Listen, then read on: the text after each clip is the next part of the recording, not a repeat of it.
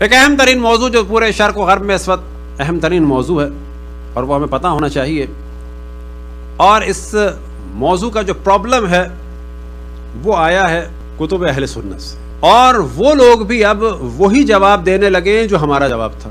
وجہ یہ ہے کہ صرف دو آپشن رہ گئے ہیں، یا اپنے نظریات پھیلا لو یا رسول اللہ کا دفاع کر لو۔ سابقہ زمانے میں دنیا اہل سنت میں یہ ہوتا تھا کہ وہ رسول اللہ کا دفاع نہیں کرتے تھے بلکہ دوسروں کا دفاع زیادہ کرتے تھے۔ مذہب حق اہل بیت میں جو معیار ہے وہ یہ ہے کہ اگر ایک روایت یا چیز شان رسول اللہ کے خلاف ہے، اصلا ضرورت نہیں ہے دیکھنے کی پرکھنے کی، ختم قصہ ختم۔ وہ موضوع کیا تھا اور کیا ہے کہ اگر آپ جا کے دیکھیں پوری دنیا کے خصوصاً عیسائی مشنریوں کے درمیان، امریکہ میں، یورپ میں، عرب دنیا میں، یا انٹرنیٹ پہ جا کے سرچ کریں، وہ ہے اشرف الانبیاء کی شادی خلیفہ اول کی بیٹی کے ساتھ، اور وہ موضوع یہ کہ وہ 6 سال یا 9 سال کی، اصل موضوع ہے وہ یہ کہ 6 یا 9 سال۔ اب جو یہ موضوع ہے یہ قطعاً ایسا نہیں ہے کہ اس میں جو حضرت عائشہ کی توہین کا ہے نا، اگر رسول اللہ کا دفاع کرنا ہے تو پھر اس کو ڈینائی کرنا ہوگا، اس کے علاوہ کچھ نہیں۔ یا ان کو جو ہے چھوٹے سے چھوٹا کرتے چلے جائیں، اب ان کو ایج میں چھوٹے سے چھوٹا کرتے کرتے کرتے رسول اللہ کی عزت اور آبرو کو بھی چھوٹا کر دو،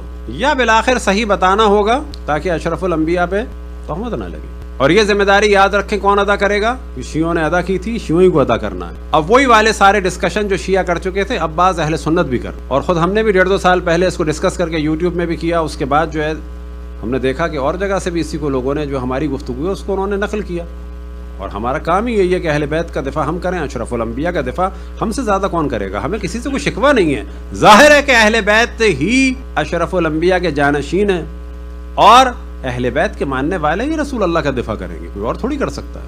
تو اصل سوال یہ ہے کہ حضرت اشرف الانبیاء کی شادی کے بارے میں اب یہ ذہن میں رکھیں کہ اشرف الانبیاء کا نکاح جناب ختیجہ سلام اللہ علیہا کے ساتھ ہوا کب کہ جب وہ 25 سال کے تھے۔ خود جناب ختیجہ کتنے سال کی تھیں؟ مختلف اقوال ہیں، جن میں سے ایک 40 سال ایک 28 سال، زیادہ مشہور ہے 28 سال۔ 40 سال والا جو قول ہے وہ جناب ختیجہ کی حیثیت کو ذرا سا کم کرنے کے لیے، لیکن اس کا بھی جواب ہے۔ تو سوال یہ پیدا ہوتا ہے اگر ایمان میں معیار ہے تو جناب ختیجہ، پہلی بیوی ہونا معیار ہے تو جناب ختیجہ، پہلی بیوی کی موجودگی میں شادی نہ کرنا اگر اچھی بیوی کی علامت ہے تو جناب ختیجہ، اگر مال کو لٹا دینا علامت ہے تو جناب ختیجہ، اور اگر بچہ ہونا بیوی اچھی بیوی کی علامت ہے تو جناب ختیجہ۔ اور کیسا بچہ ہونا؟ کہ جس کے ذریعے سے اشرف الانبیاء پہ سے تہمت ختم ہوئی، کہ جس کے ذریعے سے کوثر نصیب ہوئی اشرف الانبیاء کو، یعنی خیر کثیر۔ اب ایک ہلکا سا اشارہ کرتے چلیں کہ اشرف الانبیاء کے لیے رحمت للعالمین کے لیے، تمام عالمین کی رحمت کے لیے جناب سیدہ سلام اللہ علیہا خیر کثیر ہے۔ وہ خیر کثیر کس سے ملا؟ جناب حضرت خدیجہ سلام اللہ علیہا۔ کس نے قربانیاں دیں؟ اپنا مال لٹایا۔ اگر یہ معیار ہے بیوی کا تو کیا ہے؟ مال لٹانے والی وہ، قربانی کرنے والی وہ۔ معیار کیا ہے بالآخر اچھی بیوی کا؟ ہر معیار کے حساب سے جناب ختیجہ اگر آگے ہیں تو پھر دوسری بیویوں کا کیوں ذکر کیا جاتا ہے؟ اب یہ سوال پیدا ہوتا ہے کہ حضرت عائشہ کی عمر کتنی تھی اس میں؟ اب یہ فرماتی ہیں اب ان کی کیا ایج تھی؟ 6 سال 9 سال، جو قطعاً غلط ہے۔ اعلان رسالت ہوا کب؟ یعنی اعلان بعثت کب ہوا؟ 40 سال کی عمر میں اعلان نبوت ہوا، اور 14 سال کے بعد ہجرت ہوئی۔ یہ ذہن میں رکھ، 14 سال کے بعد ہجرت ہوئی، اور ہجرت کے دوسرے سال جو ہے ان کی شادی ہوئی۔ اب سوال یہ پیدا ہوتا ہے کہ یہاں تو ان کی ایج کو کم کر دیا جاتا ہے، جب ایمان کی بات آتی ہے تو کیا کہا جاتا ہے کہ جب حضرت ابوبکر ایمان لائے تو اس کے بعد جو ہے وہ ہم لوگ بھی ایمان لے آئے، وہ ایمان لائے ہم بھی ایمان لے آئے، یعنی خود حضرت عائشہ بھی ایمان لے آئیں، بہت با ایمان خاتون، یعنی یہ بتانے کے لیے ان کے بعد یہ ایمان لے آئیں۔ تو وہ کب ایمان لائے؟ وہ جیسے ہی اشرف الانبیاء نے اعلان فرمایا تو وہ ایمان لے آئے، یہی کہا جاتا ہے پہلی بعثت کو وہ ایمان لے آئے۔ اب اگر یہ مان لیا جائے کہ پہلی بعثت کو وہ ایمان لائے اور پہلی بعثت کو حضرت عائشہ ایمان لے آئیں تو کیا 1 سال کی تھی؟ مولا علی کے بارے میں کہا جاتا ہے کہ 10 سال کے بچے کے ایمان کی حیثیت کیا ہے؟ تو اب اگر حساب لگانا شروع کریں کہ اگر پہلی بعثت کو یہ ایمان لائیں اور 1 سال کی تھیں تو دوسری ہجری میں کتنے سال کی ہو گئیں؟ تقریباً 15 یا 16۔ اور اگر یہ 2 سال کی تھیں تو کتنے سال کی ہو گئیں شادی کے وقت؟ تقریباً 16 یا 17۔ اگر 3 سال کی تھی تو کتنے سال کی ہو گئیں؟ 4 سال کی تھی تو کتنے سال کی ہو گئیں؟ 5 سال کی تھی تو کتنے سال کی ہو گئیں؟ 6 سال کی تھی تو کتنے سال کی ہو گئیں؟ 7 سال کی تھی کتنے سال کی ہو گئی؟ 8 سال کی تھی تو کتنے سال کی ہو گئی؟ 9 سال کی کم سے کم مانا جائے تب 24 کی بنتی ہے. 9 سال کی اگر بالغ لڑکی مانی جائے تب جا کے بنتی ہیں 24 کی، اور تقریباً اس سے زیادہ یا منیمم اتنی ہی ان کی عمر تھی.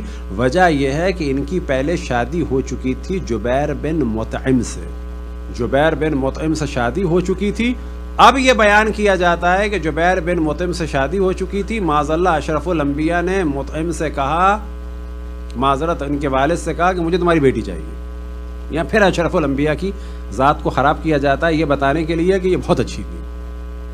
بھئی وہ بہت اچھی تھی نہیں تھی الگ موضوع، لیکن آپ ایک نکاح والی عورت کے لیے اشرف الانبیاء کی شخصیت کو خراب کر رہے ہیں. اور پھر اس کے بعد طبقات ابن سعد کے الفاظ ہیں کہ جو معتبر ترین اور پہلی شروع کی کتابوں میں سے ہے. اشرف الانبیاء نے کہا تو انہوں نے کہا کہ صحیح ہے میں مطعم سے بات کرتا ہوں، فطلقها، پھر اس نے جبیر نے طلاق دی، پھر ان سے شادی. اب یہاں پر تصور کریں کہ اس طلاق کو بھی اشرف الانبیاء پر ڈالنا چاہتے ہیں. اب یہ بات ممکن ہے آپ میں سے بعض کو سخت لگی ہو، اور بعد میں ہم آپ کو بعض یہ کلپس وغیرہ دکھا دیں گے کہ جو علماء اہل سنت کے ہیں اور وہ اس سے زیادہ سخت باتیں کر رہے ہیں. وجہ کیا ہے کہ ان میں سے بعض سمجھ گئے کہ صرف 2 آپشن ہیں، یا اس وقت پورا دین برباد ہونے سے بچا لیں اور اشرف الانبیاء کو برباد ہونے دیں، پورا دین ختم، یا ان کی ایج کو بڑھا دیا جائے. اور جو پروپیگنڈا کیا گیا تاریخ میں، کبھی حضرت خدیجہ کی حیثیت کو کم کرنے کے لیے ان کو کم کر دیا، ان کو بہت بڑھا دیا، اور کبھی ان افراد کو کہ جو مجبوری کے عالم میں ایمان لائے فتح مکہ کے بعد، وہ ہو گئے مسلمان، اور جس نے اسلام کے نبی کو اپنی آغوش میں پالا وہ ہو گیا کافر. صلوات پڑھیں بر محمد والے. تو اہم ترین جو ایک تہمت ہے اشرف الانبیاء کی ذات پر وہ یہی تہمت ہے. اس کے علاوہ بہت ساری تہمت ہیں. باقی جتنی شادیاں ہوئیں وہ سب جو ہے وہ طلاق شدہ اور شادی شدہ خواتین سے کہ جن کے شوہر مارے گئے تھے، جو بیوہ تھیں. اب یہ شادیاں کیوں ہوئیں؟ اتنی بات واضح ہے کہ اگر وہ تہمت کے جو عام طور پہ شرق و غرب والے لگاتے ہیں کہ معاذ اللہ خواہشات کی، تو وہ تو 25 سال کے نوجوان میں زیادہ ہوتی ہے. تو 25 سال کے نوجوان نے 25 سال جو ہے وہ تو ایک خاتون کے ساتھ گزار دی، پھر اس کے بعد ایک بوڑھی خاتون سے طلاق شدہ سے شادی کی.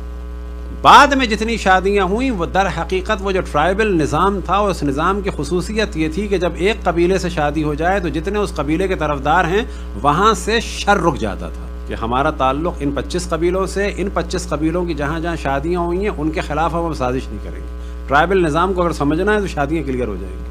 لہٰذا ایک جانب شر کو بچانا تھا، دوسری جانب شادیوں کے ذریعے سے کیا ہوا کہ لوگوں کے دل نرم ہوئے. وجہ یہ تھی کہ وہ ٹرائبل سسٹم کی خصوصیت یہی تھی کہ جب یہ سب کچھ ہو جائے دل نرم ہو جاتے تھے. اور یہی ٹرائبل سلسلہ بعد میں سبب بنا کہ مولا امیر المومنین نے کیونکہ جنگیں کی تھی بہت ساری، لہٰذا وہ جو ایک قبیلے کی عصبیت تھی، تعصب تھا، وہ سبب بنا کہ ایک بڑی تعداد دوبارہ مولا امیر المومنین کے خلاف ہو گئی تھی. اور یہی چیز سبب بنی کہ غدیر کا انکار بھی کیا، کیونکہ بالآخر معاشرہ تھا. اشرف الانبیاء نے بدلنا چاہا، ایک نبی بدل سکتے ہیں لیکن کتنا بدلا یہ آپ اندازہ لگا سکتے ہیں کہ خود ان کی بیٹی کو سب سے پہلے قتل کر دیا.